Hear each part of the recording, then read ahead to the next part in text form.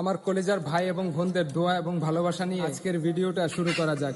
অবশ্যই সম্পূর্ণ ভিডিওটা দেখার অনুরোধ রইল। আসসালামু আলাইকুম। পেজ বা প্রোফাইল থেকে যে জায়গা থেকে আমার ভিডিওটা দেখতেছেন সবাইকে ধন্যবাদ এবং অভিনন্দন। আজকে শুরু করতেছি আমার খামারের বিষয়ে আপনাদের কিছু কথা বলার জন্য। অনেকেই খামার করতে চান বা অনেকেই আমার এখন কাস্টমার আছেন, কাস্টমার ভাই এবং যারা করতে চান তাদের জন্যই আজকের এই ভিডিওটা। আপনি যদি একটা খামার করতে যান, সর্বপ্রথম আপনার যেই জিনিসটা থাকা লাগবে সেটা হচ্ছে শেডের ভালো একটা ব্যবস্থা। ওই জায়গাটা নির্ণয় করতে হবে সর্বপ্রথম। রোগ থেকে আপনার মুরগিকে কিভাবে সুস্থ রাখবেন। আজকে দেখতে পারতেছেন আমি যে খাবারগুলা মুরগির সামনে দিছি, এর মধ্যে উল্লেখযোগ্য খাবার হচ্ছে যেগুলো হচ্ছে প্রাকৃতিক ভেষজ, নিম পাতা, তুলসী পাতা, সজনা পাতা, এগুলো আপনি ব্যবহার করতে পারেন অনায়াসে। দেখতেই পাচ্ছেন আপনারা যে আমি প্রতি সপ্তাহে চেঞ্জ করে একদিন সজনা পাতা, একদিন নিম পাতা, আরেক দিন হয়তো বা থানকুনি পাতা আর নচেত তুলসী পাতাগুলা কিন্তু দিয়ে থাকি। তো আপনারা বুঝতেই পারেন আমি আসলে নতুন করে কোনো কিছু বলার বা আপনাদের শিখানোর মতো আমার কোনো যোগ্যতা বা ভাষা নেই। শুধু এতটুকুই বলবো, আল্লাহর প্রদত্ত একটা মেশিন দ্বারা মানব দেহটা যেমন, তেমনি করে আল্লাহর সৃষ্টি জগতে প্রত্যেকটা পানি কিন্তু এক একটা মেশিন দ্বারা গড়া।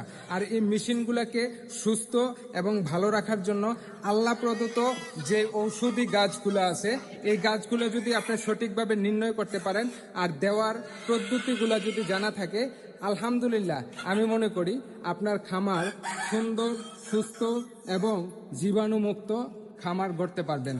আজকে আপনাদের দেখাবো যে আমার খামার, আমার অনেক কাস্টমার আছে, তারা জানতে চায় যে আমি আসলে এই মুরগিগুলা যে লালন পালন করি, কি খাবার দিয়ে এই মুরগিগুলাকে আমি লালন পালন করি। যারা আমার পেজ বা ইউটিউব থেকে আমার ভিডিওগুলো দেখেন তারা অবশ্যই জানেন যে আমি আগে থেকেও ভিডিও দিয়ে আসছি যে আমি ন্যাচারাল যেই প্রাকৃতিক যে খাবারগুলা, প্রাকৃতিক যে ভেষজগুলা, ওইগুলা দিয়েই কিন্তু আমার মুরগি লালন পালন করে থাকি। তো অবশ্যই যারা আমার নতুন কাস্টমার আছেন, যারা আমার এখন বর্তমানে ডিম কিনতেছেন, তাদের কাছে আমার এই মেসেজটাই থাকবে। কারণ আপনাদের কাছে আমি বলি যে আমি ন্যাচারাল যে খাবারগুলা দিয়েই কিন্তু আমার এই মুরগিগুলাকে লালন পালন করতেছি। ভাই, ধৈর্যেরও একটা ফল আছে, আছে না? তো অবশ্যই আপনারা যারা আগে থেকে আমার ভিডিওগুলো দেখতেছেন তারা অবশ্যই দেখতে পাইছেন যে আমি কতটা পরিশ্রম করছি আমার এই খামার নিয়ে, যে আমি কি কি উপাদান দিয়ে আমার মুরগিগুলোকে লালন পালন করছি আর কিভাবে কোথা থেকে কোথায় পর্যন্ত গেছি, এ টু জেড কিন্তু আমার ভিডিওতে দেয়া আছে। যারা নতুন আছেন, নতুন ভিডিওটা দেখতেছেন, সবার কাছে একটা রিকোয়েস্ট থাকবে, আপনারা একটু আমার পেজটাকে ভিজিট করে আসবেন বা ইউটিউব হলে হাজি খামার বাড়ি থেকে ঘুরে আসবেন।